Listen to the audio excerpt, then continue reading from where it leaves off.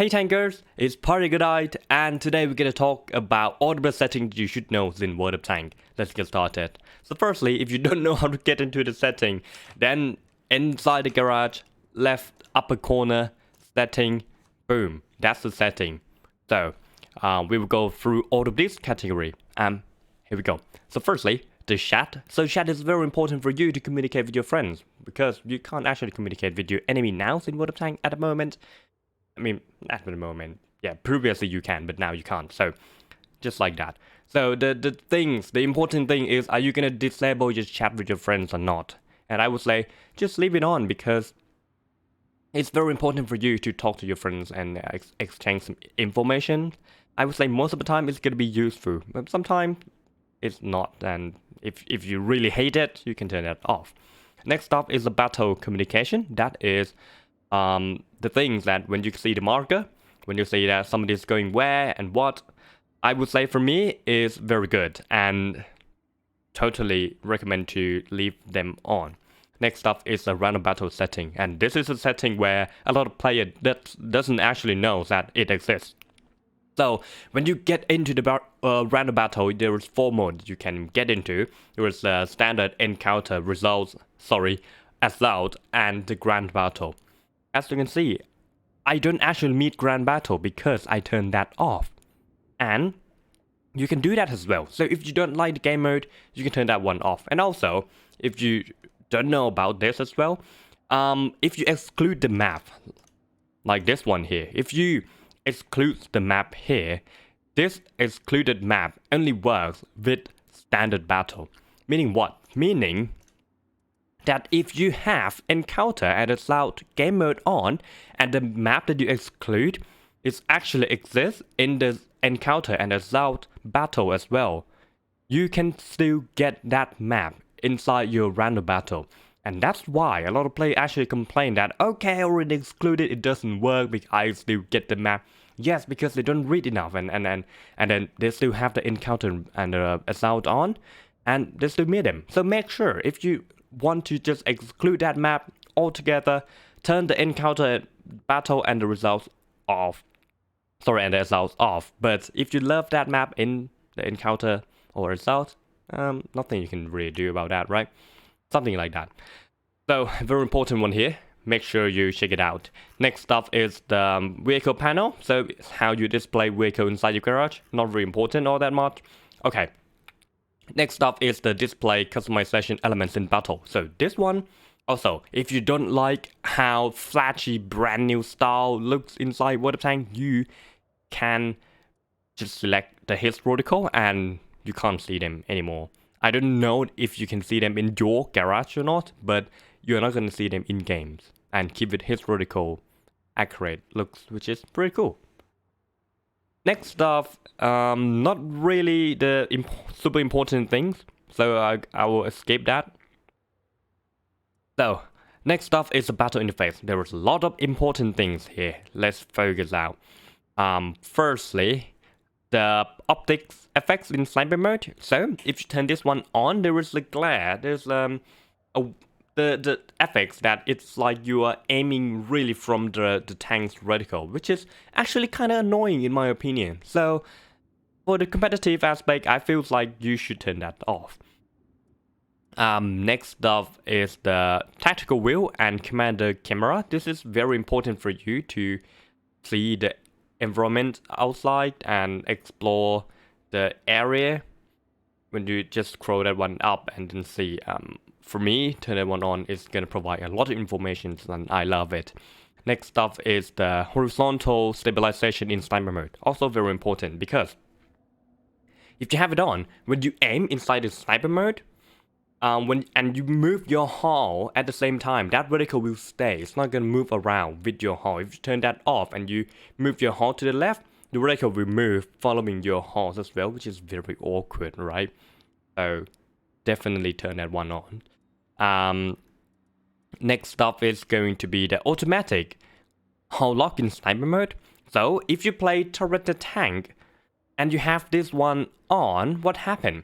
They're gonna lock your hull once you get into the sniper mode. Meaning that when you aim, and then your gun traverse is actually at the limit, it will stop, and you can't aim further anymore. So I would suggest you to turn this one off so they don't lock down your hull and you can continue to aim by moving your hull automatically.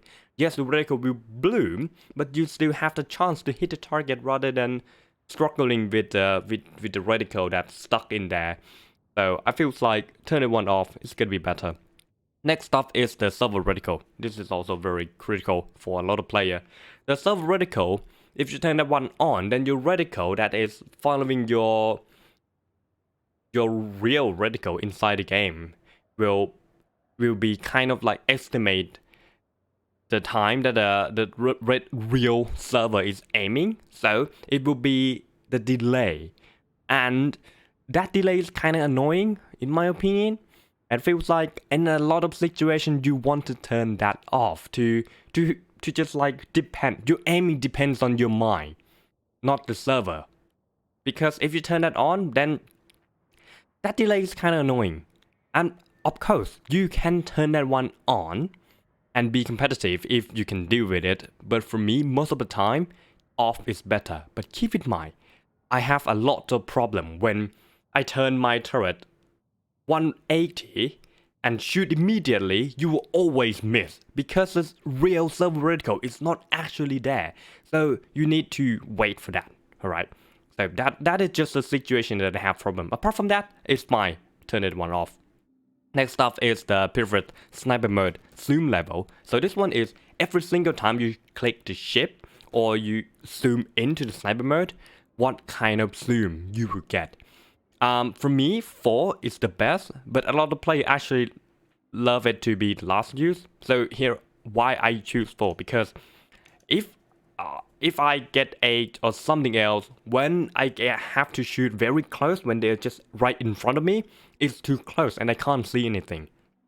If it's 8 or something else, right?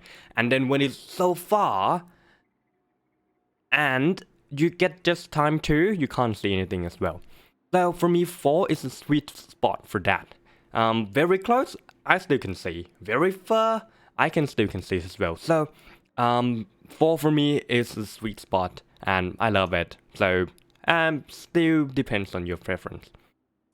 Next up, I have nothing really important here. I would suggest you to turn the one on for vehicle hit point, improving not improving, to show more information for you.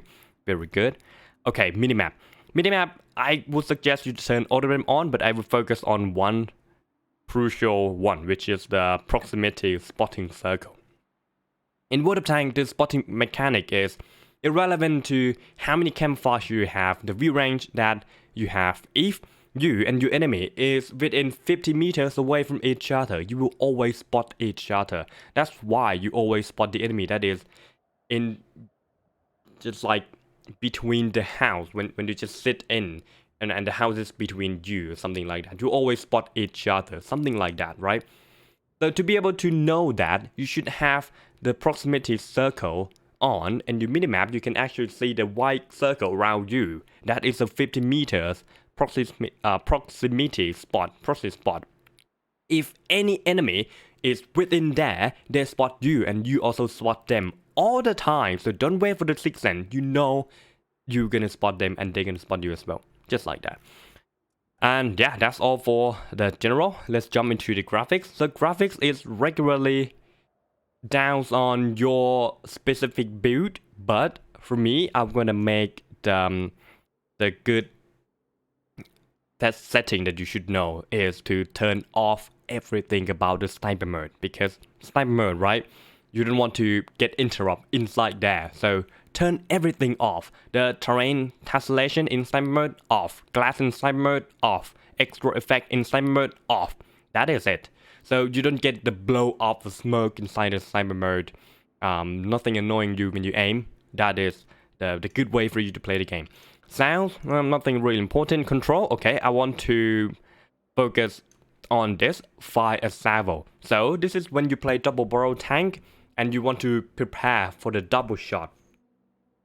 Regularly, this will default as the left mouse button, where if you have that on and you play double barrel tank, because they have to wait to know that are you going to prepare to fire or are you going to fire, they will fire once you release the mouse button. Oh my god, sorry for that. Okay, they will fire once you release the button. So, it will create the delay. They don't fire when you click, they fire when you release. So it's actually pretty hard for you to play the tank, so I suggest you to rebind this key to something else apart from the left mouse button. For me, I love it to be on the keyboard, so I rebind it for the V key. So when I use my mouse, I just focus on aiming. I don't have to mess around with any button, something like that. So you can rebind it to any key, just don't leave it default. Next up is the reticle. So the crucial reticle is going to be the diagonal here. Diagonal is very important because you have the center line right here. The dash doesn't have horizontal, no, radial, no. So the diagonal is the best because now you can align this line with the battle notification here. So when you have the battle notifications on, you can actually see this line right here when they shoot you. And if you align that line with the center line of the reticle, you can actually guess where they are. And really, I get a lot of blind shot because of this. So you should have them as well and start blind firing, because blind firing is really things. It's really things in the game. So that's that. Marker really depends on what you like. And the battle notification. This battle notification standard as default as a standard. And look at the difference. What is this? You don't get anything.